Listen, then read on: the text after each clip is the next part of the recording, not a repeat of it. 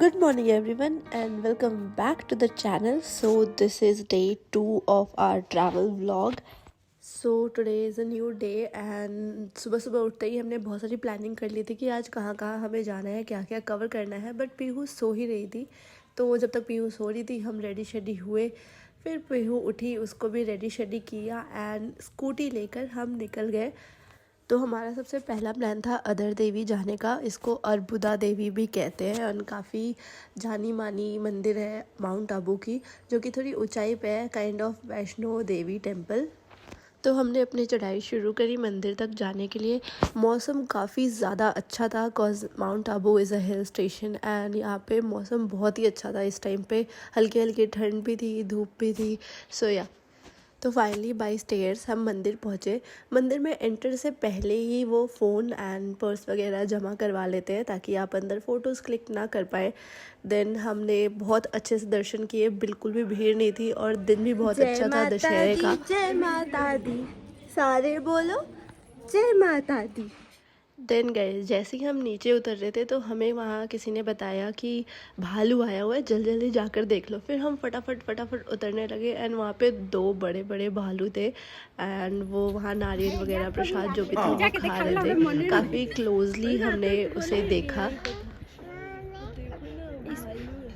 क्योंकि ये area forestry area है, हर तरफ जंगल जंगल पहाड़ यही सब है. तो यहाँ पे काफ़ी सारे जानवर निकलते रहते हैं जैसे चीता, भालू, एक्सेट्रा एक्सेट्रा. सो या फाइनली हमने भी आज ये देख लिया बहुत ही क्लोजली. आफ्टर दैट वहाँ के जो बंदे थे वो सब इन्हें हटाने लगे डंडा वंडा मार के. एक्चुअली मैं उन्हें नहीं मारा बट उन्हें डरा रहे थे ताकि वो वहाँ से चले जाए और किसी को कोई परेशानी ना हो. भालू भी बहुत समझदार निकले, अपना प्रसाद खाया और फिर वहाँ से चले गए. देन हम नीचे उतरे. नीचे उतरने में काफ़ी सारी शॉप्स थी तो मैंने सोचा कुछ शॉपिंग कर ली जाए. तो मैंने वहाँ पे ये कुछ पर्स देखे जो इसमें आप अपना फ़ोन रख सकते हैं अगर आपके पास पॉकेट वाली ड्रेस ना हो. तो मेरा इन पे दिल आ गया, मैंने सोचा एक तो ले ही लेते हैं. फिर मैंने वहाँ से एक पर्स परचेज़ किया एंड देन वहाँ से निकल चले. वापसी में हमें एक और मंदिर दिखा जो कि साईं मंदिर था, तो मैंने सोचा यहाँ भी दर्शन कर ही लेते हैं. साईं मंदिर में गई, दर्शन वर्शन किया और वहाँ पे बहुत ही अमेजिंग से एक गुफा थी एंड उसके अंदर जाकर शिव जी का टेम्पल था, काइंड ऑफ शिवलिंग था. तो फिर वहाँ भी हमने दर्शन करे, मैंने पीहू को भी दर्शन करवाए.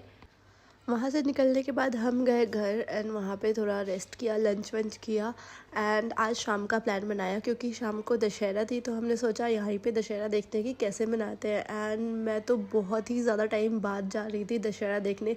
जब बच्चे थे तो हमेशा पापा से ज़िद करके साथ में जाया करते थे, बट जब से थोड़े बड़े हो गए भीड़ भाड़ सोच कर जाते नहीं थे. बट मैंने सोचा क्यों ना अब चलते हैं और पीहू को भी दिखा दूँगी ये सब. तो माउंट आबू में एक बहुत ही फेमस पोलो ग्राउंड है जहाँ पे हम पहुँचे और वहाँ पे रावण के पुतले वगैरह लगे हुए थे ऑलरेडी. पीहू अपने पापा के साथ आगे आगे भाग के जा रही थी. ये सब लाइट्स वगैरह देख के उसको काफ़ी अच्छा लग रहा था. जब हम पहुँचे तो बिल्कुल भी भीड़ नहीं थी और हल्की हल्की दिन भी थी. आई थिंक हम लोग 6 बजे के अराउंड पहुँच चुके थे. बट ये हम जानते थे कि 8-9 बजे से पहले रावण बिल्कुल नहीं जलने वाला क्योंकि वहाँ पे रामलीला वगैरह भी हो रही थी. एज आई सेड कि जब हम पहुँचे भीड़ बिल्कुल भी नहीं थी, सारे चेयर्स खाली पड़े थे. बट वहाँ के लोग बोल रहे थे कि आप थोड़ी देर में देखना यहाँ इतनी भीड़ हो जाएगी कि पैर रखने की जगह नहीं होगी. And actually it happened afterwards. So जब तक भीड़ नहीं थी हमने सोचा कुछ खाने पीने का देख लेते हैं क्या क्या है. तो काफ़ी इंटरेस्टिंग काउंटर्स लगे हुए थे वहाँ पे, chaat, ice cream and what not. And price भी काफ़ी अफोर्डेबल था just for like local. But हर काम करने से पहले सबसे पहले हमने पीहू को बलून दिलाया ताकि वो खुश रहे क्योंकि सब कुछ उसके लिए ही कर रहे थे. और बलून मैंने अपनी समझदारी से उसके हाथ में बांध दिया क्योंकि यू वोंट बिलीव उस दिन इतने बलून हवा में दिख रहे थे. हर बेचारे बच्चे का बलून छूट जाता था और वो हवा में चला जाता था. देन सबसे पहले हमने ट्राई की वहाँ की भेल जो कि काफ़ी चटपटी खट्टी मीठी बनी हुई थी. खा के बहुत ही मज़ा आया, पीहू ने भी खाया. एंड देन उसके बाद हमने खाया फालूदा एंड बादाम शेक. मैंने बादाम शेक लिया था और बाकियों ने फालूदा क्योंकि मुझे पर्सनली इतना अच्छा नहीं लगता. बट या दोनों का टेस्ट बहुत ही ज़्यादा अच्छा था. देन जैसे जैसे भीड़ बढ़ती जा रही थी, सीट्स कम होती जा रही थी, फिर हम फटाफट पहुँचे और अपनी सीट पे बैठ गए. देन एंट्री हुई रावण एंड राम जी की. रावण तो इतना अच्छा लग रहा था मैं क्या बताऊँ. एंड उसका मेकअप बहुत ही ज़्यादा अच्छा था एंड देन वहाँ पे रामलीला स्टार्ट हुई। बिल्कुल लास्ट पार्ट था जहाँ पे रावण और राम जी की लड़ाई होती है। यहाँ पे इन्होंने एक स्पेशल अपीयरेंस पे रखा था हनुमान जी के एरियल शो का, जो कि वो बोल रहे थे कि बिल्कुल इम्पॉसिबल सा लग रहा था, बट जस्ट फॉर ऑडियंस उन्होंने ये परफॉर्म किया और काफ़ी अच्छे से परफॉर्म भी किया उन्होंने। वहाँ पे सारे बच्चे उनके पीछे पीछे भाग रहे थे। एंड इन सभी चीज़ों के बाद श्री राम ने रावण का वध कर दिया। एंड अब बारी थी हमारे रावण, मेघनाथ और कुंभकर्ण के पुतलों को जलाने की, जिसके लिए ही हम आए थे, जिसके लिए सारे बच्चे बहुत ही ज़्यादा एक्साइटेड होते हैं। तो श्री राम ने एक एक कर कर इन सभी को तीर मारना स्टार्ट किया और पटाखों से पूरा ग्राउंड गूंज उठा। इतना ज़्यादा अच्छा और मेस्मराइजिंग लग रहा था, मैं आपको बता नहीं सकती। सो आप खुद इंजॉय कर लीजिए।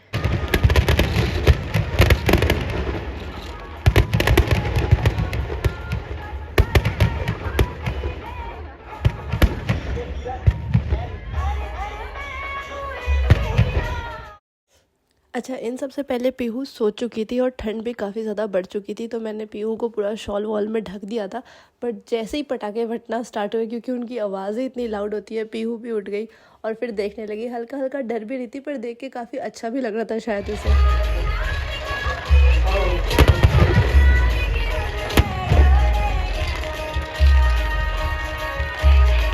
रावण दहन होते होते काफ़ी ज़्यादा लेट हो गया था। फिर हम फटाफट घर पहुँचे एंड हमने डिनर में किया कढ़ी चावल। एंड उसके बाद हमें पता चला कि आज डांडिया नाइट है। फिर हम फटाफट रेडी हुए और डांडिया नाइट के लिए पहुँच गए वहाँ।